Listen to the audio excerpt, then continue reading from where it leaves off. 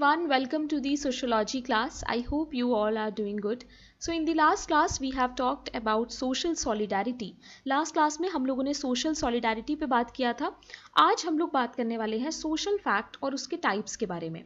Now this topic is important for GATE exams, UET PG exam, NET exam, UPSC exam, all sociology exams. कोई भी exam की आप preparation कर रहे हो, किसी इंट्रेंस एग्जाम की प्रिपरेशन कर रहे हो, सोशल फैक्ट एक बहुत इंपॉर्टेंट टॉपिक है और एमाइल दरखाइम ने इसको दिया है, who is our founding father, very important thinker जिनको हम पढ़ते हैं सोशोलॉजी में, क्लासिकल सोशोलॉजिकल ट्रेडिशन में स्पेशली. सो आज हम लोग बात करेंगे सोशल फैक्ट के बारे में. Now guys, if you haven't join the Telegram yet तो प्लीज़ टेलीग्राम ज़रूर से ज्वाइन करो, बिकॉज टेलीग्राम पे ही आपको सारे PDFs वगैरह जो हैं वो मिलेंगे, क्लास का नोटिफिकेशन और जो भी सोशोलॉजी से रिलेटेड फ्री चीज़ें मैं प्रोवाइड करती हूँ वो आपको इस टेलीग्राम पे ही मिलेगा. So it is very important for you to join this Telegram. Okay, please इसको ज्वाइन करना. Before understanding the actual part of social fact जो आपको एग्जाम के लिए पढ़ना है, थोड़ा सा हम लोग बैकग्राउंड देख लेते हैं, थोड़ा सा हम लोग जान लेते हैं कि क्यों इन्होंने सोशल फैक्ट जैसा कंसेप्ट हमें दिया है. Right? See, Emile Durkheim was highly influenced by the approach of natural scientists. You have to remember that natural scientists से बहुत ज़्यादा इन्फ्लुएंस थे एमाइल दरखाइम. वो भी चाहते थे कि सोसाइटी को वैसे ही स्टडी किया जाए जैसे बाकी साइंसेज में किया जाता है कॉन्सेप्ट्स को. राइट? जैसे आपको पता है साइंस 3 तरह में डिवाइड होता है, फिजिकल, नेचुरल एंड सोशल. सो हम लोग जो पढ़ रहे हैं sociology, it is social science, not physical, not natural. Right? Natural science में हम लोग नेचर से रिलेटेड चीज़ों को पढ़ते हैं, फिजिकल में हम लोग फिजिक्स, केमिस्ट्री, ये सब चीज़ें पढ़ते हैं. राइट? जो वर्ड का फिजिकल पार्ट है ना. सोशल साइंस में we deal with society. So Emile Durkheim wanted कि जिस तरीके से हम फिजिकल और नेचुरल साइंसेज में स्टडी करते हैं उसी तरीके से हम लोग सारे कंसेप्ट्स को सोशल साइंस में भी पढ़ें. दैट मीन्स साइंटिफिक अप्रोच के साथ. Hence he focused a lot on making universal laws. इनका फोकस था कि कैसे हम लोग यूनिवर्सल लॉज बनाना स्टार्ट करें, ऐसे लॉज जो हर सोसाइटी पे एप्लीकेबल हो सकें. Okay, he also saw discovery of universal social laws as a solution to the problem of society. इन्होंने कहा सोसाइटी में जितनी भी प्रॉब्लम्स हैं उनको हम यूनिवर्सल सोशल लॉज के साथ ही सॉल्व कर सकते हैं. Okay, he gave the concept of social facts to lay a scientific foundation for the new discipline. Please remember guys, इन्होंने social fact इसीलिए बनाया था, इसका concept इन्होंने इसीलिए दिया था ताकि हम लोग इस नए discipline को scientific foundation provide कर सकें. Okay? यानी in short बात यह है कि Emile दरखाइम was focusing on scientific approach to study sociology. Okay? Now, social facts were seen as similar to natural fact. Please remember all these guys, these points are very important for your exam, especially if you are preparing for GATE and NET upcoming attempt. Okay, तो उसके लिए ये सारी चीज़ें बहुत important हैं, तो please इसको सीरियसली लेना. नाउ एक क्वेश्चन बहुत पूछा जाता है कि सोशल फैक्ट कौन सी बुक में एमाइल दरखाइम ने दिया है. So you have to remember this book also, the rule of sociological method. काफ़ी ऐसे कंसेप्ट हैं जो आप अभी आगे पढ़ेंगे और वो इसी बुक में दिए हुए हैं. ठीक है, तो आपको ये चीज़ याद रखनी है. The first precondition to discover universal laws was that there should exist some social facts in society like natural facts in natural world.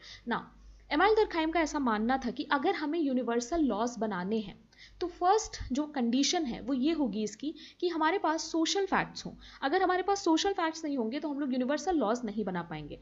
Now guys, आपको बेसिक चीज़ें तो हर जगह मिल जाएंगी, बट लेट्स से आपसे क्वेश्चन ये पूछा जाए कि क्यों ऐसा था कि Emile Durkheim wanted to create social fact. So उस चीज़ों के आंसर भी आपके पास होने चाहिए. ओके, नाउ एग्जाम्स का जो लेवल है अब वो बहुत आगे बढ़ रहा है.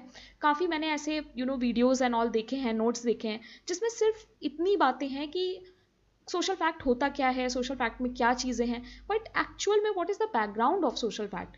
तो वो सब चीज़ें भी आपको अब जाननी है क्योंकि एग्जाम में क्वेश्चन अब बहुत ट्रिकी आ रहे हैं, एनालिटिकल आ रहे हैं, स्पेशली गेट एग्जाम में. गेट में तो हमेशा इसी तरह के क्वेश्चंस आते हैं, आपसे इन डेप्थ वो लोग चीज़ें पूछते हैं. राइट? नाउ अगर आपको ये टॉपिक कहीं से पढ़ना है स्पेशली फॉर गेट एस्पिरेंट्स तो आप लोग रिट्जर से पढ़ सकते हो. रिट्जर is best source for your thinker part.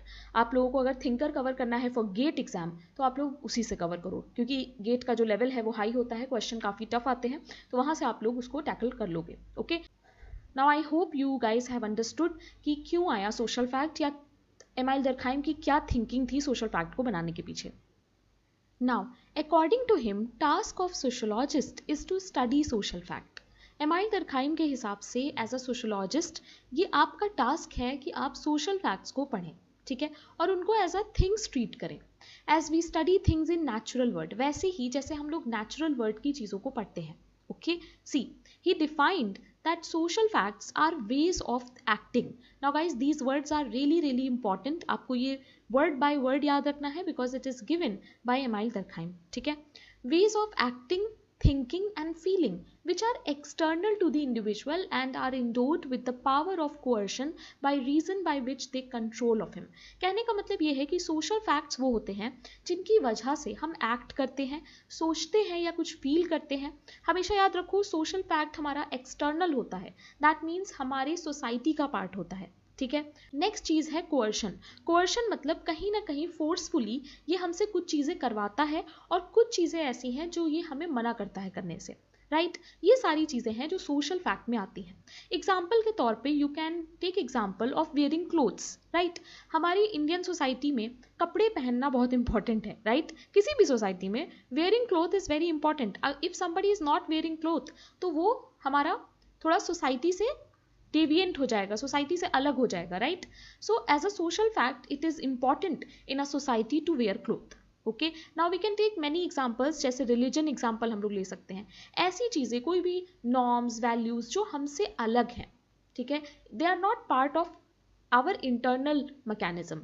Okay, now see, he considers social fact as those phenomena which exist outside the individual, यानी हमसे बाहर होती हैं ये चीजें, as a force which coerce the individual to think, यानी जिस तरह से हम सोचते हैं, जिस तरह से हम एक्ट करते हैं सोसाइटी में, ये सब किसकी वजह से हो रहा होता है? सोशल फैक्ट की वजह से। Okay, the task of sociology is to identify and study such social phenomena और फैक्ट। इन्होंने कहा कि सोशियोलॉजी का ये टास्क है कि ऐसे सोशल फैक्ट्स को हम लोग आइडेंटिफाई करें और स्टडी करें। Okay, now there are 4 features of social fact that you have to remember, ठीक है। पहला है कि सोशल फैक्ट्स एक्सटर्नल होते हैं। Social fact exist outside of individual and should be viewed separately from them. आपको सोशल फैक्ट्स को individual से बाहर रख के देखना है। Okay, These are sui generis. Sui generis मतलब जिसका एग्जिस्टेंस अपने आप होता है, राइट। वो अपने आप में एक सेल्फ इंटिटी है, वो किसी पे डिपेंडेंट नहीं है। मैंने आपको लास्ट क्लास में बताया था, एमाइल दरखाइम ने बोला था दैट सोसाइटी इज सुई जनरस, यानी हम रहे ना रहे हमसे कोई मतलब नहीं है, सोसाइटी हमेशा रहेगी। ओके, तो सोशल फैक्ट्स हमेशा हमसे एक्सटर्नल होते हैं, जैसे रिलीजन, जैसे मैरिज। अगर हम मैरिज को एज अ सोशल फैक्ट देखें, जैसे नेचुरल साइंसेज में हम लोग फैक्ट्स देखते हैं, वैसे ही हमें मैरिज को देखना पड़ेगा। वहाँ पर हमें इंडिविजुअल्स को हटा कर देखना पड़ेगा कि मैरिज क्या है, मैरिज में क्या क्या होता है। Okay, now they are constraining. Social facts influence individual action, यानी जो भी सोसाइटी में हम करते हैं वो कहीं ना कहीं हम सोशल फैक्ट्स की वजह से करते हैं। This influence is like a form of pressure और कंट्रोल, यानी अगर हम कोई चीज़ कर रहे हैं तो because of some kind of pressure we are doing it, and those pressure are feature of social fact. Okay, the fact that these constraints exist makes social fact real, और यही है जो सोशल फैक्ट को real बनाता है। As you can see their effects in how people behave, जैसे marriage में लोग कैसे बिहेव करते हैं। So marriage is a social fact here. Okay, now generality means social facts are broad concept. हमेशा याद रखो सोशल फैक्ट कोई भी एक ब्रॉड कॉन्सेप्ट हो सकता है, that shouldn't be confused with personal opinion, जहां पर आपका पर्सनल ओपिनियन नहीं आना चाहिए। They represent shared believes that everyone understand, ऐसे शेयर्ड बिलीव्स जो सब लोग समझ सके। जैसे मैरिज की बात अगर हम करें, सो मैरिज की मीनिंग जो मेरे लिए है वही आपके लिए है, राइट। मैरिज एक यूनिवर्सल कंसेप्ट है, आप किसी भी सोसाइटी में जाओगे वहाँ पे मैरिज का कंसेप्ट होगा। बहुत रेयर ऐसी सोसाइटीज़ होंगी जहाँ पर उसका कॉन्सेप्ट ना हो, या अगर नहीं भी होगा तो उसका कुछ और फॉर्म होगा। सो कहने का मतलब क्या है कि सोशल फैक्ट्स जो हैं वो जनरल होते हैं, वो बहुत ही ब्रॉड होते हैं। Okay, दुर्खाइम emphasised studying general types rather than exceptions. देखो मैंने क्या बोला, कुछ ऐसी जगहें हैं जहां पर मैरिज नहीं होती तो वहां पर कुछ और होगा जो कि होगा एक्सेप्शन। दुर्खाइम ने ये बोला कि हमें जनरल टाइप्स को स्टडी करना है सोशल फैक्ट्स में, हमें एक्सेप्शंस को नहीं करना। ओके, जैसे he looked at religion as a whole instead of focusing on specific religion. जैसे गाइज हमें पता है रिलीजन कई तरह के होते हैं, Hindu religion, Muslim religion, Sikh religion, बहुत सारे रिलीजन है। बट एमाइल दरखाइम ने ऐसे कहा कि अगर हमें रिलीजन को स्टडी करना है तो हमें रिलीजन को एज अ होल लेना होगा, ना कि अलग अलग रिलीजन्स को स्टडी करना होगा। Okay, Independence. Now, social facts are not influenced by what individuals want. People can't change social facts. Instead, social fact shape how individuals behave. यानी हम social facts को change नहीं कर सकते, वो हमसे independent है. उल्टा क्या होता है कि हमें shape करते हैं social facts. जैसे religion का example, क्या मैं रिलीजन को चेंज कर सकती हूँ? नो, बट रिलीजन मुझे चेंज कर सकता है. Okay, so you can take example here of religion. External होता है रिलीजन, कंस्ट्रेनिंग होता है. Religion is best example to understand the concept of social fact. But I would really suggest guys कि अगर आप लोगों को भी कोई अच्छा एग्जाम्पल आ रहा है दिमाग में और आप इन सारे फीचर्स को दिमाग में रख के कोई अच्छा सा एग्जाम्पल मुझे दे सकते हो तो प्लीज़ मुझे कॉमेंट में ज़रूर देना. Okay, now let us talk about two important types of social fact that Durkheim has given.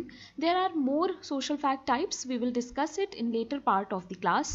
But अभी हम लोग देखते हैं दो कौन से ऐसे important social fact हैं जिनके बारे में Durkheim ने बात की है. Okay, now material social fact की बात की है इन्होंने and non material social fact की बात की है. Now, material से आप लोग क्या समझते हो? It refers to physical objects or structure that are created by society and have social significance. Example, styles of architecture, forms of technology, division of labor and legal codes. Now, material social facts होते हैं वो social facts जो tangible होते हैं, okay, observable होते हैं. These are concrete and can be directly measured. Okay, इनको हम लोग डायरेक्टली मेजर कर सकते हैं और डायरेक्टली ऑब्जर्व कर सकते हैं. नॉन मटीरियल कल्चर क्या होता है? It refers to social norms, values, believes, attitudes, ऐसे पार्ट सोसाइटी के जिनको हम लोग इनटैंजिबल मानते हैं, जिनको हम लोग अपनी आईज से देख नहीं सकते, राइट? जैसे values, beliefs.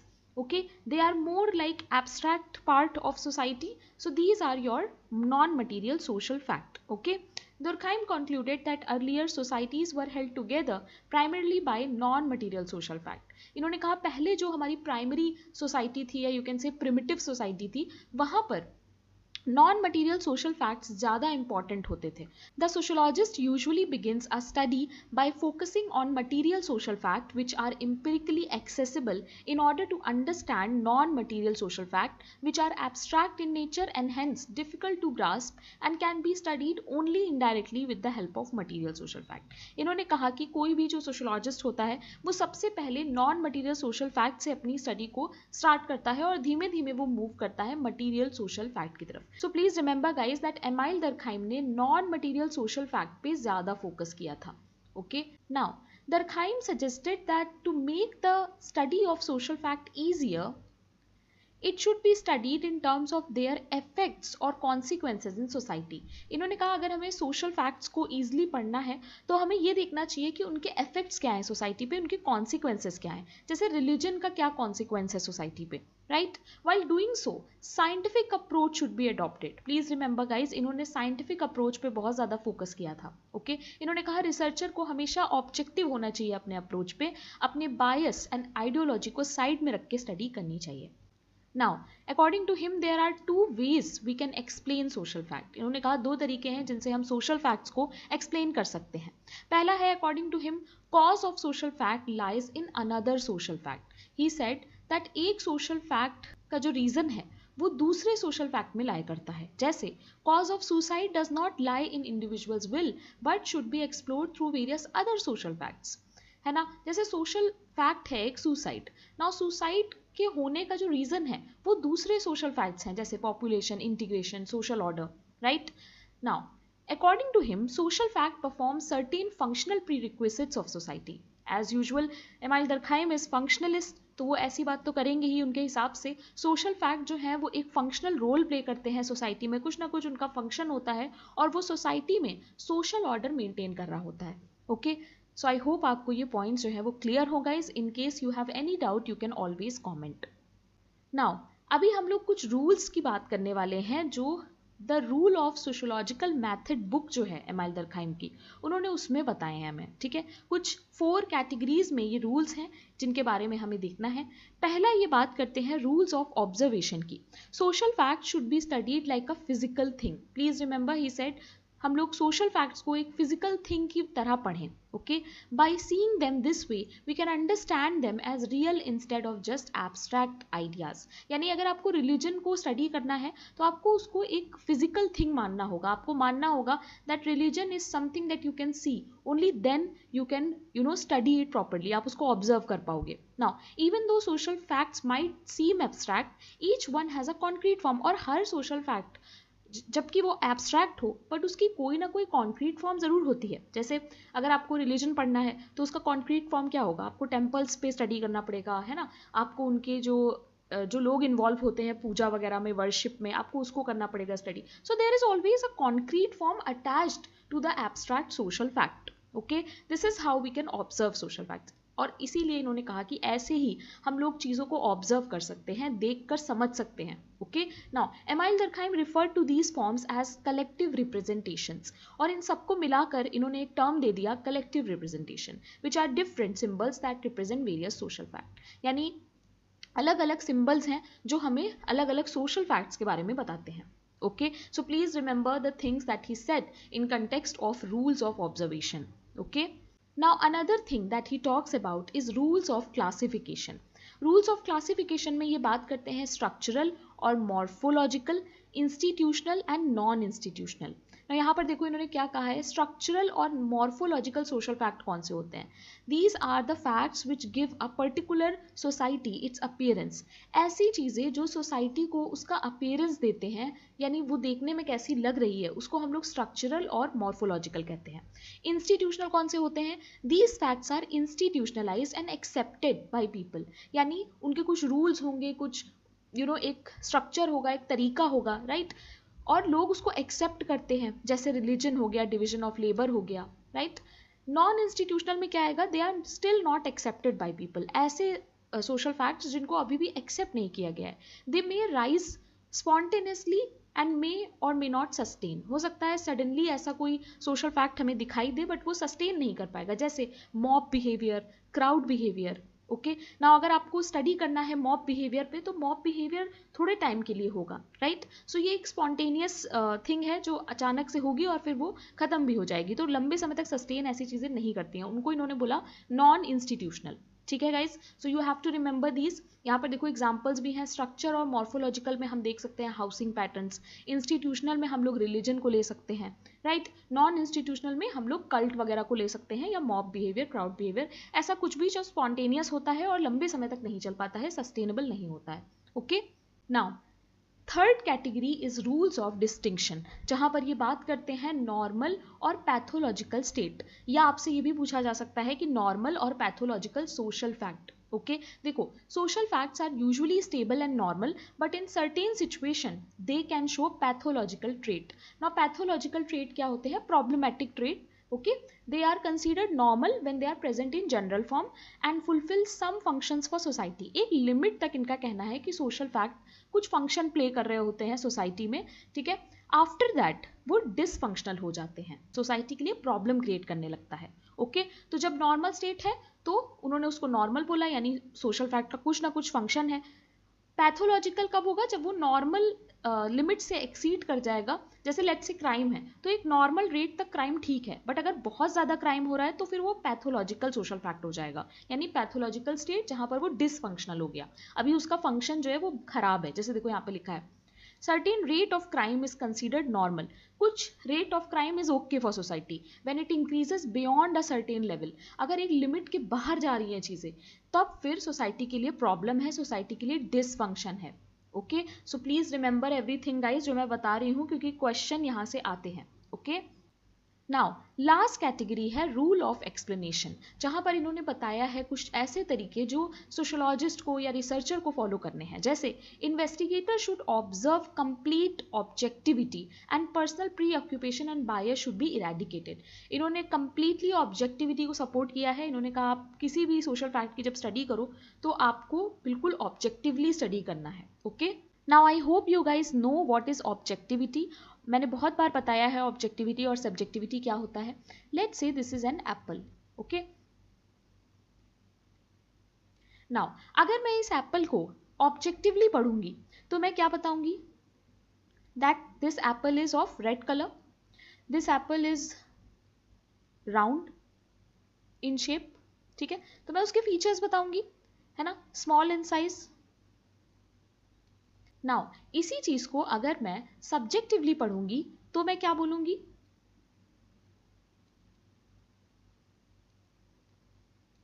I like Apple, मतलब मुझे एप्पल पसंद है।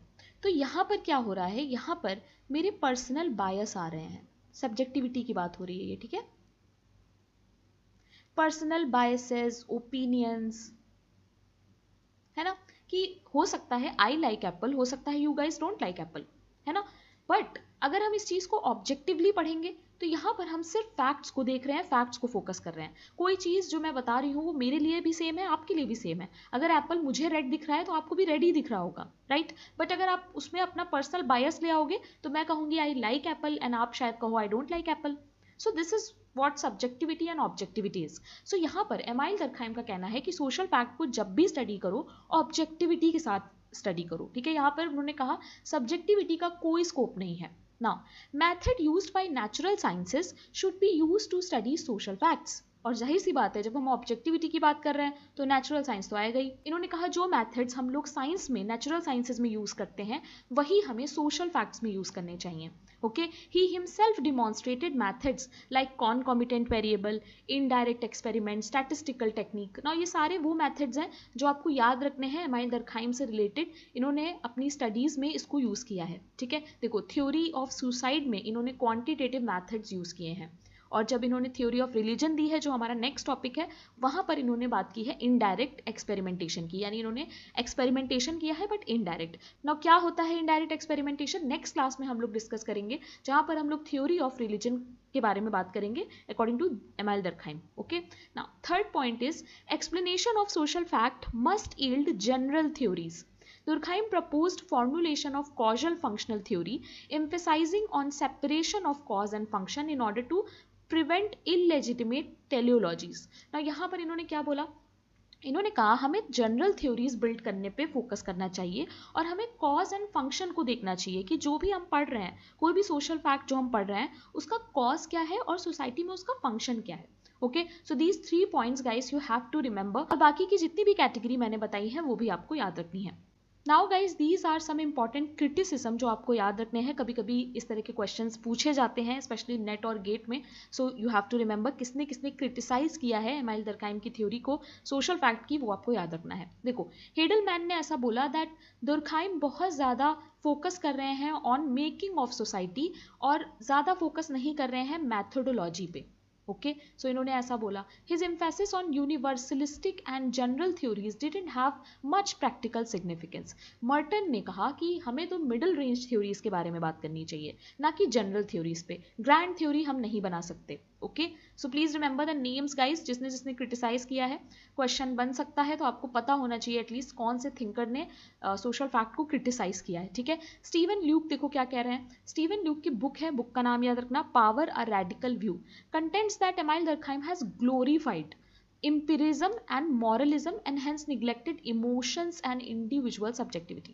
ना मैंने आपको बताया कि सब्जेक्टिविटी क्या होती है, तो स्टीवन लूक्स का कहना है कि कैसे इन्होंने इमोशन, सब्जेक्टिविटी इन सबको हटा दिया और सिर्फ साइंटिफिक चीज़ों के पीछे पड़ गए, राइट।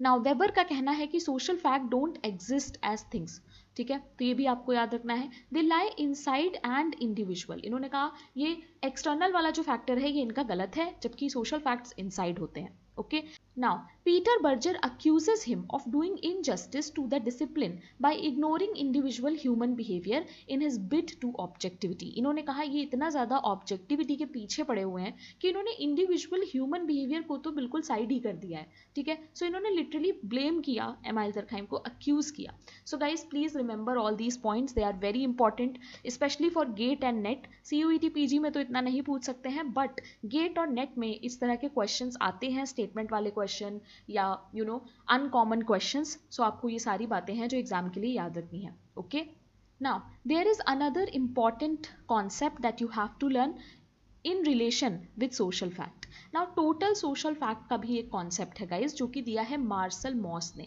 ठीक है। मार्शल मॉस जो है वो एमाइल दरखाइम के नेफ्यू हैं, प्लीज रिमेंबर दिस। हो सकता है क्वेश्चन आपसे यहाँ से पूछ लिया जाए। इन्होंने क्या बोला है, देखो इन्होंने बोला he define total social fact as an activity that affects various parts of society including economic, legal, political and religious aspect. So इन्होंने एक broad concept दे दिया कि टोटल सोशल फैक्ट मतलब सारे सोशल फैक्ट्स को मिला के, ठीक है। So according to him total social facts are activities that connect different areas of social and psychological life. So इन्होंने कहा ये जो पॉलिटिकल, इकोनॉमिक, लीगल, ये सब जो मिला के हम पढ़ते हैं that is total social fact, ठीक है। सबको आपस में ये कनेक्ट करता है total social fact. Moss suggested that these facts help shape and organize practice and institution that might seem very different from one another. इन्होंने कहा जितने भी institutions हैं उनको यही social facts जो हैं ये shape करते हैं, okay? He popularized this idea in his book The Gift. Now you have to remember total social fact क्या है और किस book में है, बस you have to remember that only, not everything is important. ठीक है, इन्होंने बात की है how interconnected activities influence society as a whole and he called it total social fact. Okay, so that's it for today guys. I hope आप लोगों को social fact का जो कॉन्सेप्ट है वो समझ में आ गया हो। It is a very important topic for GATE and NET, for CUET PG also. And if you are watching me for the first time and you are sociology student, don't forget to subscribe guys, subscribe जरूर से कर लेना because I am working on GATE and NET syllabus. So GATE और NET से related बहुत सारी classes हैं जो अभी होंगे, so please subscribe if you are a sociology student, okay. And this is the Telegram channel जो आपको जरूर से ज्वाइन करना है। टेलीग्राम बिल्कुल मत भूलना ज्वाइन करना। जो भी इंपॉर्टेंट PDF हैं वो आपको टेलीग्राम के थ्रू ही मिलेंगे, so it is important to join. This is my personal Telegram. अगर आपको कोई भी डाउट है, कोई टॉपिक आपको बताना है जिस पे मैं क्लास लेके आ पाऊँ, तो आप मुझे बता सकते हो। बाकी कोई भी आपका जनरल डाउट है, सोशोलॉजी से रिलेटेड है, एकेडमिक से रिलेटेड है, you can always contact me and talk to me here. So thank you very much guys, keep learning.